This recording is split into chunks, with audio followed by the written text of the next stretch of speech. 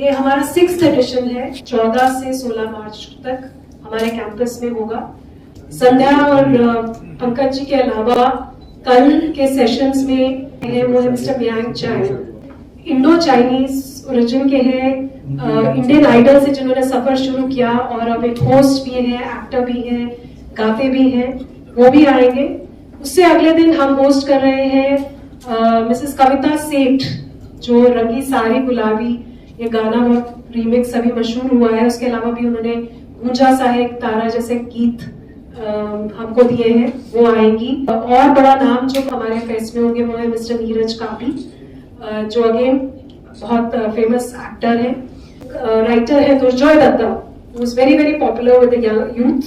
He is going to be on campus tomorrow. Mr. Rakesh Bedi is going to be with us. हास्य कवि सम्मेलन भी हो रहा है और एक पद्मश्री विनर जो हमारे कबीर गाते हैं प्रहलाद टिप्पणिया जी, वो भी कैंपस में होंगे। मैंने पिछले साल एक किताब लिखी थी, अनटेम्ड नाम था उसका। वो एक इंग्लिश की पोइट्री बुक थी और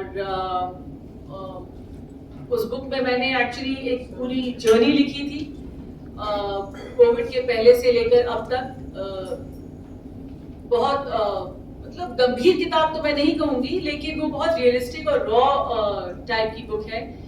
वो सारे इमोशंस के साथ डील करती है, whether it's grief, loss, rising from grief, टूटना, फिर बिल्ड होना, फिर जो भी हम महसूस करते हैं वो सब उस किताब में है।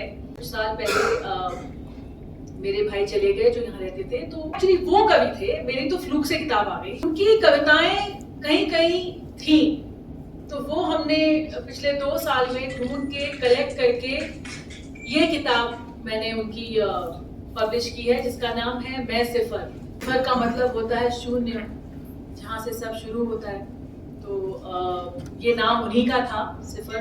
मुझे नहीं पता कि सक्सेस क्या होता है और किसका क्या डेफिनेशन है और कितने पैसे कमाने होते हैं और कितने घर गाड़ियां होनी होती हैं, लेकिन कुछ चीजें होती हैं जो उससे बेहद बड़ी होती हैं, और ये वो है मेरी कॉमनैलिटी। मेरे भाई और मेरी किताब में यही है कि हम दोनों इस बारे में बात करते हैं, जो अंदर के गहरे छुपाए हुए इमोशंस हैं उनको बाहर निकालने की बातें हम करते हैं। कि हमें लगता है कि हम बुरे इंसान हैं अगर हम कमजोर हैं।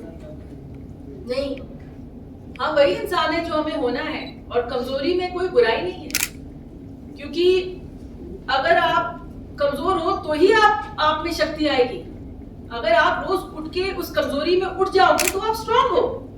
तो क्या आप क्या गिनोगे कि आप कल कमजोर थे कि आज उस कमजोरी के बावजूद आप उठ गए।